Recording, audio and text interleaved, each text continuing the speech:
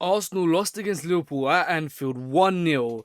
And there's been a lot of talking points in this game. A lot of people want Mikel Arteta out. A lot of people are saying we're not going to win the league, that our football has regressed, that Mikel Arteta is too scared, that the players aren't good enough, that Liverpool are just too good. Guys, I think there's a little bit of an overreaction going on right now. We lost 1-0 against the Liverpool side who scored a goal from a wonder shot. A goal that you see once every 5 seasons even.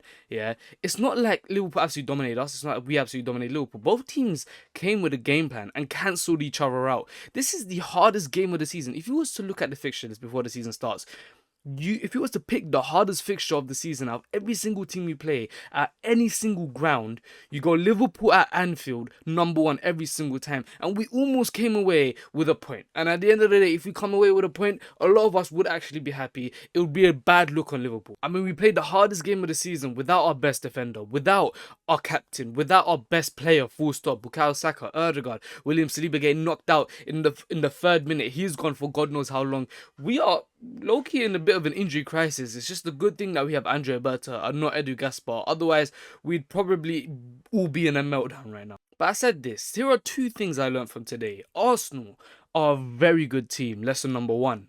Lesson number 2, Liverpool are also a very good team, but they know how to win under any circumstances. Liverpool weren't great at all. I don't know, there's a conception on social media right now that Arsenal came not to lose and Liverpool came to win. That's just not the case. Let me read you these stats and you tell me whether or not that idea that's going on in social media right now is correct. Arsenal had the most XG. Arsenal had the most shots. Arsenal had the most corners. Arsenal had the most final third passes into the opposition box. Arsenal had the most crosses. Arsenal had the most touches in the opposition box. By all means, criticise the performance, criticise the lack of, cutting edge from our players. But do not say for one moment that Arsenal did not come to try and win this game, that Liverpool were the more positive side in this game, because they weren't. Both teams were, you could say, borderline scared of each other, or borderline just cancelling each other out because they're really good teams. Everyone argues that you played a midfield three of 3 DMs, Mikel Merino, Declan Rice, Zubimendi. Why is Mikel Merino playing in the number 10? That's so defensive. Let's just pause there for a second.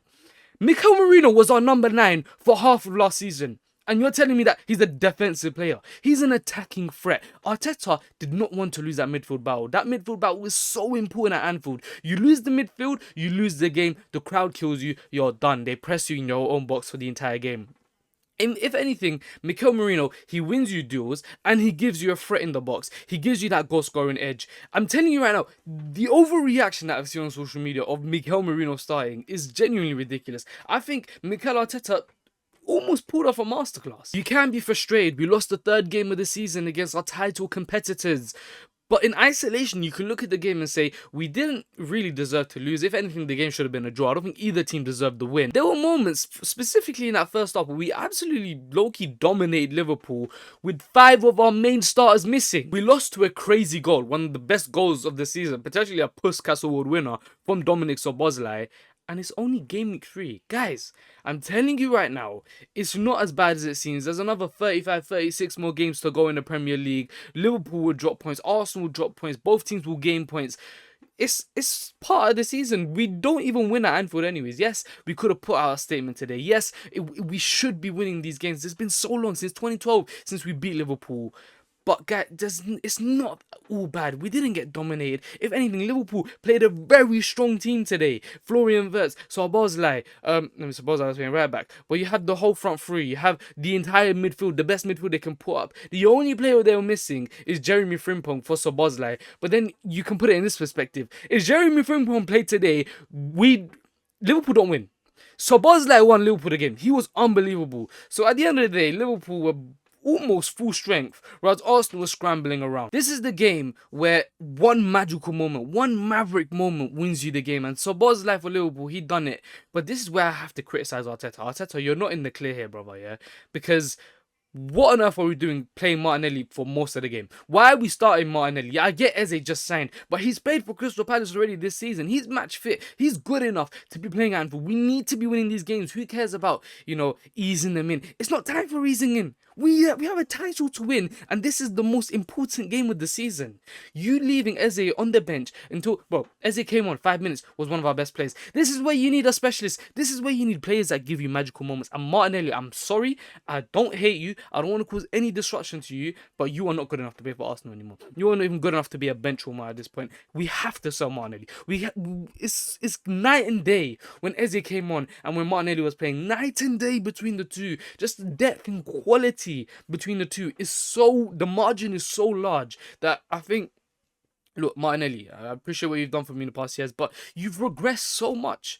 Cash in, get the money, and maybe reinvest in someone like a Semenyo, someone like Rodrigo, someone like Ademola Lookman, players that are better than Martinelli.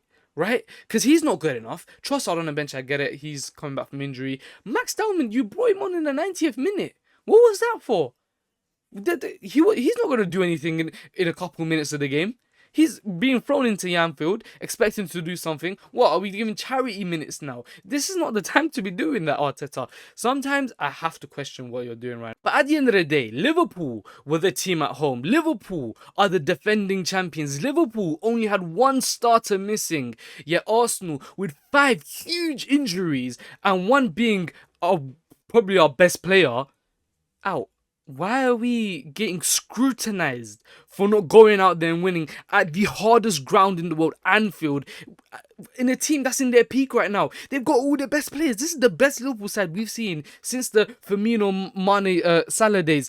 Bro, I don't understand why there's a conception that Arsenal have to go out and play the prettiest football and batter every single team. And these are the same people, same rival fans that will get onto Arsenal fans for saying, I believe Arsenal are going to win the league today. I believe Bukayo Saka is one of the best players in the world. I believe Saliba is one of the best players in the world. Ah, you're deluded. Where's your trophy? Where's the trophy? But when we come into games like this, why do we have the highest of expectations? Why are we expected to play like Prime Barcelona, to play like Prime Real Madrid? Make it make sense. Let's talk positively on some of the players. Noni Madueke today, I thought he was unbelievable. He was skinning Kirkers alive. And that's what I want to see. I want to see Noni Madueke prove all his doubts wrong. I believe there's such a good player in there. We didn't really miss Saka too much on that side. But honestly, he was unbelievable today, causing them problems. Could have scored a few goals. Was probably our best player, if I'm being completely honest with you. He was the most threatening player on the pitch. Liverpool and Arsenal. He was really good today.